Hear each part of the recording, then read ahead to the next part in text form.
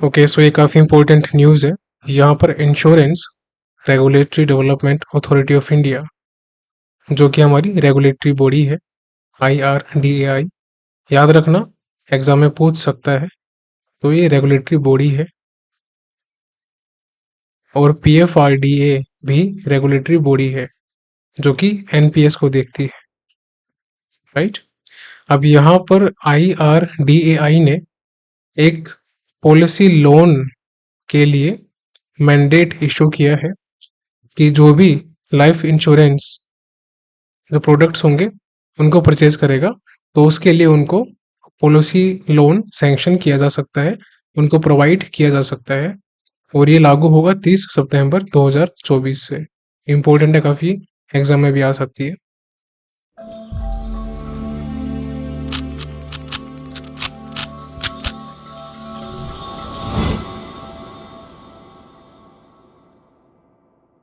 Hello future officers, I hope you perfect there and doing deadly study. So आज हम finish करेंगे banking का part second. कल हमने पार्ट फर्स्ट किया था और ये June first and second week का है। और नेक्स्ट लेक्चर हमारा RBI का होगा। उसके बाद हम सेबी कवर करेंगे, फिर इंटरनेशनल कवर करेंगे, राइट। उसके बाद एक या दो लेक्चर और होंगे और हमारा June first and second week complete finish हो जाएगा। तो जिन बच्चों का NICL AO का मेंस है 6 जुलाई को, तो हमारे 3 जुलाई तक लेक्चर फिनिश हो जाएंगे। फिर आप जितने लेक्चर अभी चल रहे हैं उनको रिवाइज करो अच्छे से, साथ साथ। और उसके बाद 4 और 5 जुलाई को सिर्फ रिवीजन करना करंट अफेयर्स का, बाकी कुछ मत करना। और बाकी किसी भी लेक्चर के नोट्स आपको नहीं बनाने, ये मैं ऑलरेडी कई बार बोल चुका हूँ, बट जो बच्चे अभी नए आए हैं उनके लिए बता रहा हूँ, नोट्स आपको नहीं बनाने। इनकी जो नोट्स PDF है वो टेलीग्राम ग्रुप और चैनल में अवेलेबल है, वहाँ से आप इनको डाउनलोड करो और इनका प्रिंट आउट निकलवा सकते हो, जो वीकली और मंथली अवेलेबल है। अप्रैल और मई की आपको मंथली मिल जाएगी। और अभी हमारा June first and second week जैसे ही फिनिश होगा, तो इसकी भी वीकली वाली नोट्स PDF ग्रुप में आ जाएगी, as well as Telegram channel दोनों पे आ जाएगी। तो इनको ज्वाइन कर लेना, वहाँ से आप इनको डाउनलोड कर सकते हैं। सो टेलीग्राम ग्रुप है @right_approach_banking, और चैनल है @right_approach_YouTube। अब हम चलते हैं अपने लेक्चर की तरफ without wasting any further time. So यहाँ पर कुछ इंपॉर्टेंट न्यूज़ है, 7-8 न्यूज़ है, देख लेते हैं क्या है। सो IFC इंटरनेशनल फाइनेंस कॉरपोरेशन, जो कि वर्ल्ड बैंक के अंतर्गत आता है, ये आपको मालूम होगा वैसे। तो IFSC ने कमिटमेंट किया है कि वो $105 मिलियन का फाइनेंस यानी कि फंड प्रोवाइड करेगा। किसको? राजस्थान में बीकानेर एक जगह है, तो वहां पर सोलर पावर प्रोजेक्ट के लिए ये फंड प्रोवाइड करेंगे। अब इसकी न्यूज़ देख लेते हैं क्या है डिटेल में। So international finance corporation IFC, जो कि वर्ल्ड बैंक के अंतर्गत आता है, इसको ध्यान रखना। इसका कोलेबोरेशन है BAM यानी कि ब्रुकफील्ड एसेट मैनेजमेंट। याद रखना, ब्रुकफील्ड, BROOKFIELD, ब्रुकफील्ड। और इसमें IFSC प्रोवाइड करेगा $105 मिलियन। अमाउंट इंपॉर्टेंट है, याद रखो। और किसके लिए? 550 megawatt peak, 550 megawatt peak solar power project. याद रखना, सोलर पावर का है। और जगह भी इंपॉर्टेंट है काफी, कहाँ है? बीकानेर, राजस्थान में। और ये कौन सेट करेगा, कौन सेटअप करेगा? ब्रुकफील्ड एसेट मैनेजमेंट, जो कि कनाडा की कंपनी है। कहाँ की? कनाडा की, ठीक है, इसको याद रखना। सो ब्रुकफील्ड मैनेजमेंट आपसे पूछ सकता है एग्जाम में, belongs to which country. Exam में क्वेश्चन आ जाते हैं आजकल एक दो। So you have to remember very well, it is Canada, CANADA, भूलना मत। अब यहाँ पर ये जो पावर प्लांट सेटअप करेंगे सोलर का, ये ऐसा एक्सपेक्ट किया जा रहा है कि ये ग्रीन हाउस गैस जो एमिशन होगा उसको रिड्यूस करेगा 8 लाख टन, क्या, कार्बन डाइऑक्साइड को हर साल। तो हर साल ये 8 लाख टन कार्बन डाइऑक्साइड को रिड्यूस करेगा, इसलिए इसकी इंपॉर्टेंस है। और दूसरी चीज, ये इंटरनेशनल फाइनेंस कॉरपोरेशन जो है वर्ल्ड बैंक का, उसका पहला ऐसा इन्वेस्टमेंट है एशिया पैसिफिक का, जो कि सोलर पावर को सेल करेगा कमर्शियल और इंडस्ट्रियल यूसेज के लिए। ये भी इंपॉर्टेंट है।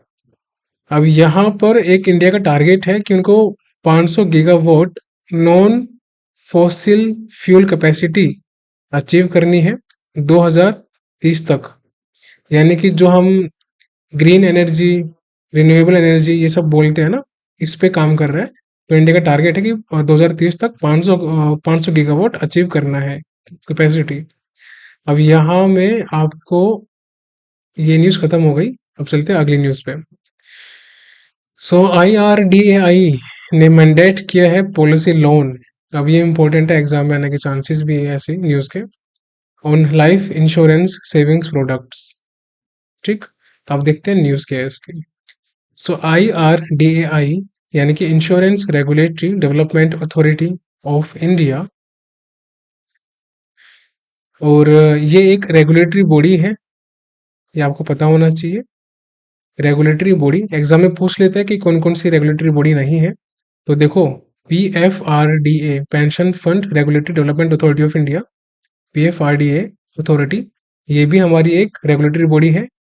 साथ में IRDAI ये भी एक रेगुलेटरी बॉडी है। RBI भी रेगुलेटरी बॉडी है। SEBI is also regulatory body. इसमें सिड भी रेगुलेटरी बॉडी नहीं होगी, ये याद रखना। ठीक है, अब आते हैं आगे। ये जो पॉलिसी लोन का इन्होंने एक इनिशिएटिव लिया है, इसका सेक्शन बस थोड़ा ध्यान में रखना। IRDA का एक्ट है 1999, ठीक है, और इंश्योरेंस एक्ट है 1938। इन दोनों को ध्यान रखना। बाकी सेक्शन थोड़ा बहुत रहेगा, 34 है, यहाँ पर 14 है, बट एक्ट इंपॉर्टेंट है। तो इसमें ये बोला है कि जो पॉलिसी लोन होंगे, यानी कि कोई भी आप पॉलिसी लेते हो लाइफ इंश्योरेंस की, उस पे आप लोन निकलवा सकते हो। वो ऑथोराइज है लोन के लिए। लाइफ इंश्योरेंस पॉलिसी की बात कर रहा हूं मैं, लाइफ इंश्योरेंस, ठीक है। और ये डेट है 30 सितंबर 2024 से ये इम्प्लीमेंट होना शुरू हो जाएगा, जो रूल है। और ये सभी लाइफ इंश्योरर्स, इंश्योरर्स क्या होते हैं, जो कंपनीज होती है जो इंश्योरेंस करती है, वो उन सब पे लागू होगा। ताकि जो पॉलिसी होल्डर होगा, यानी कि इंश्योरी हम बोलते हैं, जिसका इंश्योरेंस होता है, जैसे इनका मान लो कोई भी इंसान हो सकता है, उसको हम बोलते हैं इंश्योरी या फिर पॉलिसी होल्डर, जो कि एक पॉलिसी खरीदता है, ताकि उसके पास सफिशिएंट अमाउंट ऑफ फंड हो सके। इन केस अगर उसके पास फंड नहीं है, तो वो लोन की हेल्प से लाइफ इंश्योरेंस पॉलिसी ले सके। ताकि IRDA 2047 तक का जो इसका टारगेट है ना, 2047 तक इंश्योरेंस फॉर ऑल अचीव करने का टारगेट है IRDA का, उसमें हेल्प हो सके, इंश्योरेंस फॉर ऑल। ठीक है, अब आते हैं अगली न्यूज, अगली स्लाइड पे। अब इस न्यूज में जो पॉलिसी लोन के बारे में बात हुई थी, लाइफ इंश्योरेंस पॉलिसीज में, इसमें कुछ और चीजें भी है, कुछ जो कि मॉडिफिकेशंस मतलब की गई है, या फिर वी कैन से अमेंडमेंट्स जो की गई है। कोई भी पॉलिसी लोन होगा, उसमें अब पार्शियल विड्रॉवल हो सकता है 3 साल के बाद। पहले ये होता था कि जब आप कोई भी पॉलिसी करवाएंगे, तो उसमें आप पार्शियली विड्रॉ नहीं कर सकते जब तक उसका टेन्योर पूरा नहीं हो जाता। अगर इन केस अगर आप बीच में अपना जो अमाउंट है वो विड्रॉ करते हैं, तो कुछ उसमें पेनल्टी लगती थी। पेनल्टी अमाउंट वगैरह जो भी उसमें कटेगा वो होता था। लेकिन अभी इसके अंदर 3 साल बाद आप पार्शियल विड्रॉवल कर सकते हैं। कब से? जब से आपकी पॉलिसी डेट स्टार्ट होती है। मान के चलो कि 1 जनवरी 2024 से आपने पॉलिसी करवाई, स्टार्ट हो गई, तो 1 जनवरी 2027 के बाद अगर आप चाहो, तो जब 3 साल पूरे हो जाएंगे, आप पार्शियल विड्रॉवल कर सकते हो। लेकिन इससे एक लिमिट भी है, वो कितनी है? 25% की। ये याद रखना, एग्जाम में पूछ सकता है। और ये सिर्फ आप 3 बार निकलवा सकते हो पार्शियली, 100% नहीं निकलवा सकते। यानी कि 25%, देन 25% प्लस देन 25%, मैक्सिमम 3 बार तक आप पार्शियल विड्रॉवल कर सकते हैं। और ये किस चीज का? टोटल प्रीमियम पेड का। अगर आपने 100 रुपए किसी एक इंश्योरेंस पॉलिसी में दिए हैं, तो 25-25 रुपए करके 3 साल बाद आप 3 बार निकलवा सकते हैं।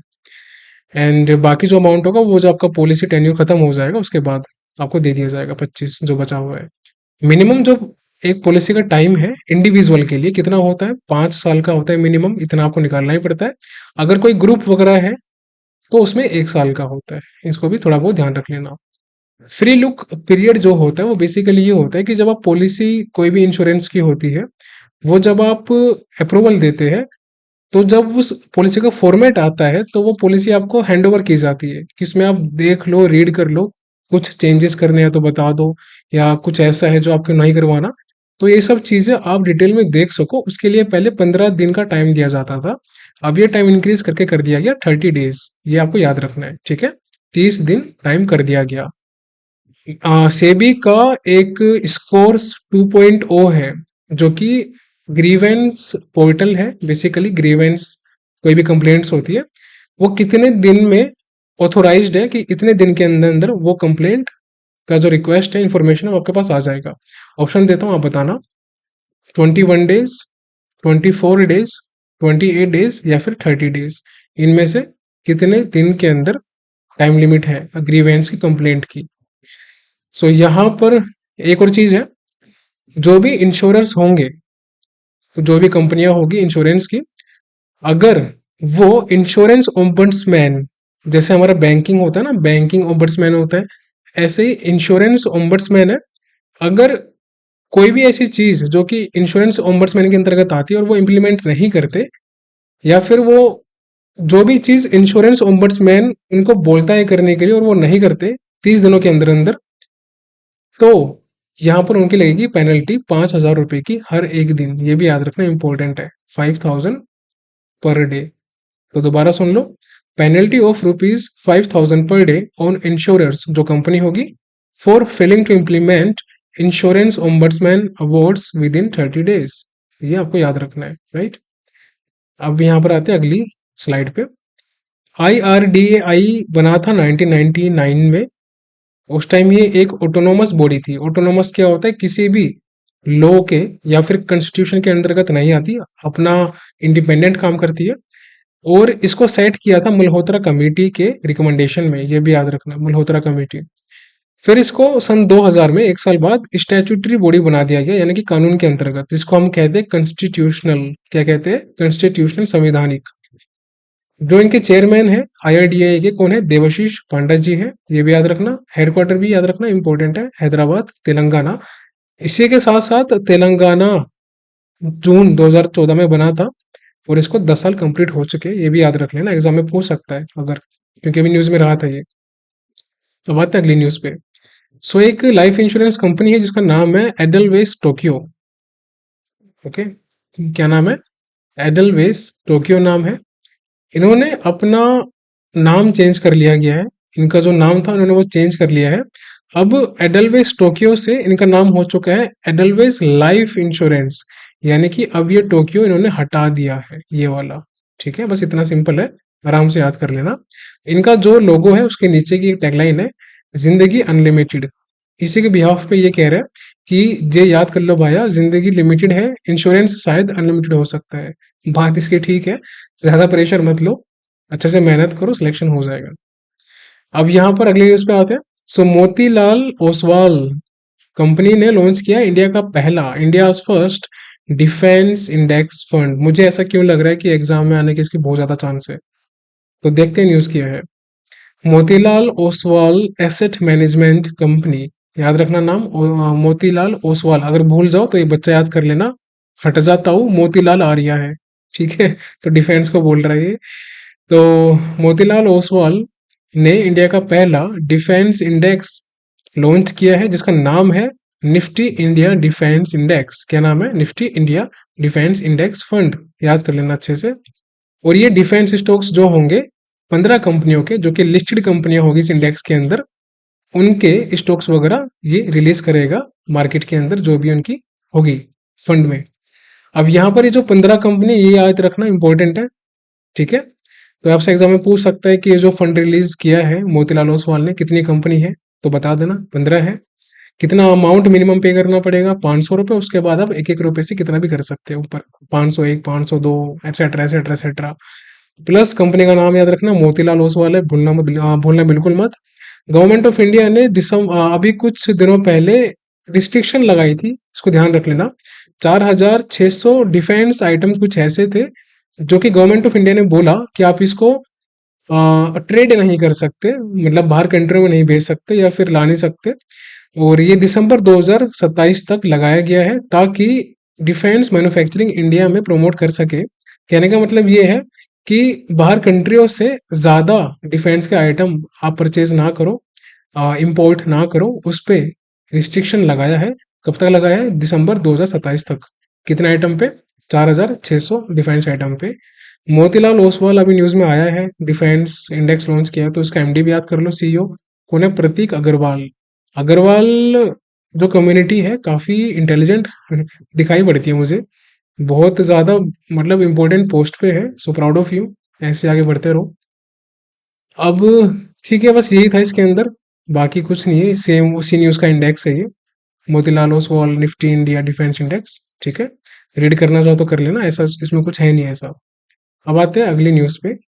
तो यहाँ पर स्टेट बैंक ऑफ इंडिया ने लॉन्च किया है SME डिजिटल, एक मिनट रुको। सो SME डिजिटल बिजनेस लोन, ये इंपॉर्टेंट है। Small medium enterprises digital business loans किसने लॉन्च किया है? SBI ने। किसके लिए? अब SME है तो obvious सी बात है MSMEs के लिए होगा, micro small medium enterprises. Full form इसकी लिख देता हूँ, micro small and medium enterprises. और इसके अंदर जो लोन है जो कि प्रोवाइड करेंगे, ये 50 लाख तक का SBI लोन प्रोवाइड करेगा MSMEs को इस SME डिजिटल बिजनेस लोन्स के अंतर्गत।